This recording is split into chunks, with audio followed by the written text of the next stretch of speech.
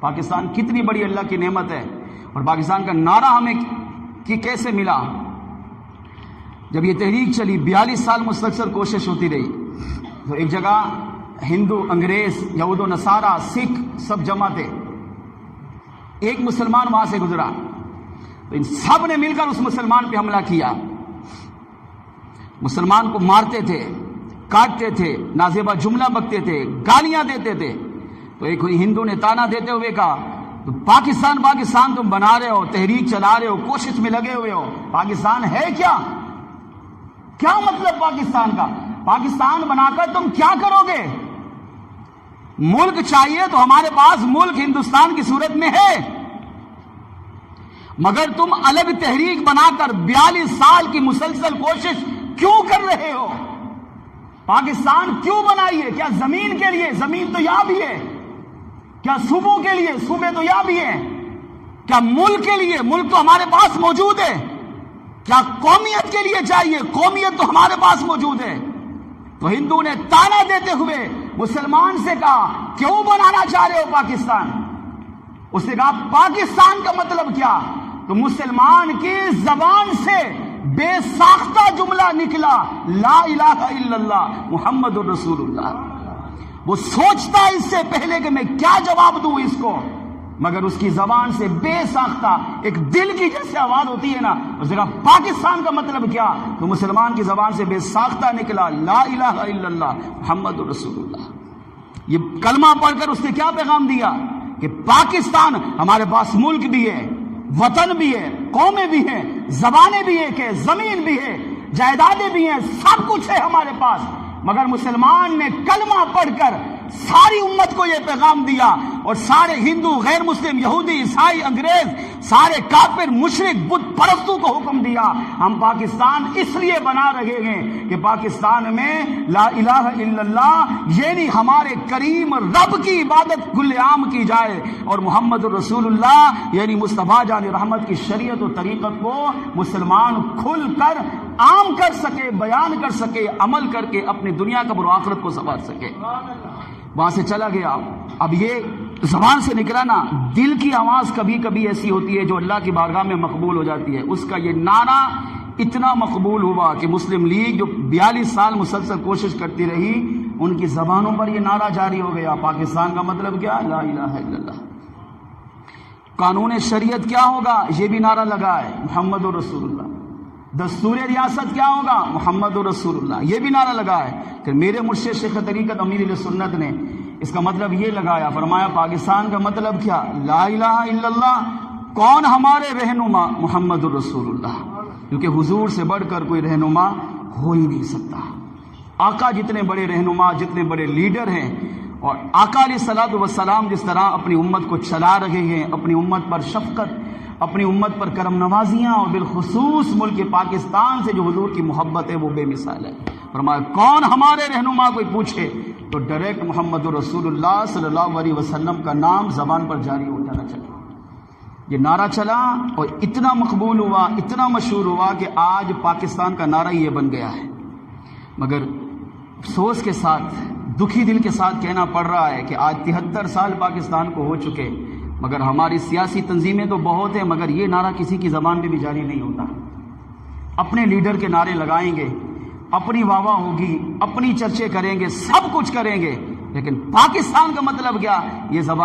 یہ نعرہ زبان پر جاری نہیں ہوتا. یہ نعرہ اگر زبان پہ جاری کوئی کرتا ہے تو وہی کرے گا جس کے دل میں اللہ اور اس کے محبوب علیہ السلام کی سچی محبت ہوگی، جو پاکستان کی اہمیت کو سمجھے گا، جو پاکستان کو عزت دے گا، پاکستان کے مقام کو سمجھے گا، پاکستان کو اللہ تعالیٰ کی بہت بڑی نعمت سمجھ کر زندگی گزارے گا، تو وہی اپنی زبان پر یہ ترانہ بھی جاری رکھے گا کہ پاکستان کا مطلب کیا؟ لا الہ الا اللہ. کون ہمارے رہنما؟ محمد رسول اللہ.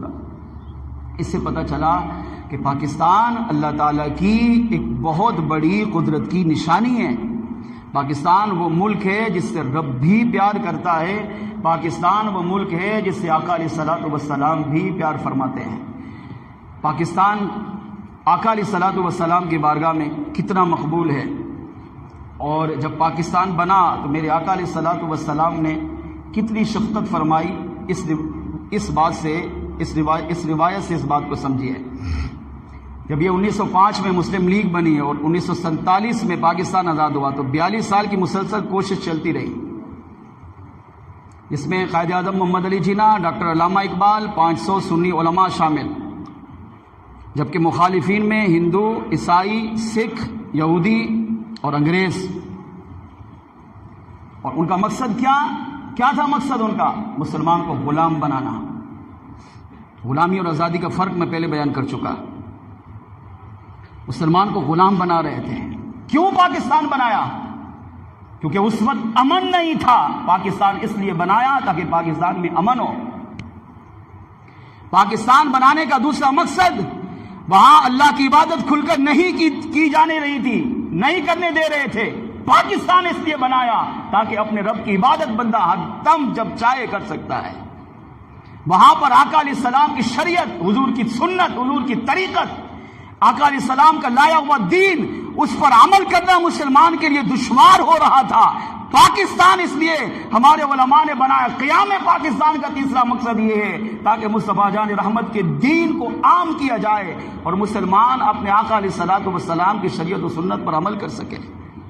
پاکستان بنانے کا چوتھا مقصد جو علماء نے بیان کیا وہ یہ تھا تاکہ مسلمان پاکستان، اس وقت مسلمانوں کی جائیدادوں پر، زمینوں پر، مسلمانوں کے مال پر ناجائز قبضے ہو رہے تھے. پاکستان اس لیے علماء نے مل کر بنایا تاکہ مسلمان کی جان، مال، جائیداد، عزت کا تحفظ ہو سکے، تاکہ مسلمان خود با اختیار ہو سکے. اس کی جان بھی محفوظ ہو، مال بھی محفوظ ہو، اس کا زمین بھی محفوظ ہو، اس کے گھر بار بھی محفوظ ہو، اس کے بیوی بچے بھی محفوظ ہو، اس کا خاندان بھی محفوظ ہو.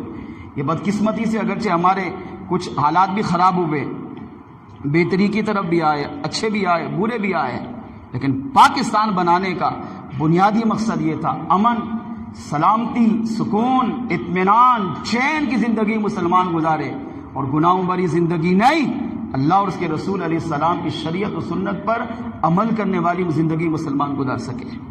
اب میں اور آپ جائزہ لیں کہ ہماری حالت کیا ہے. کیا ہم اس آزادی کی نعمت کا شکر ادا کر رہے ہیں؟ ہمیں اس آزادی کی نعمت کی قدر ہے؟ کیا ہم آزادی کی نعمت کا واقعی حق ادا کر رہے ہیں؟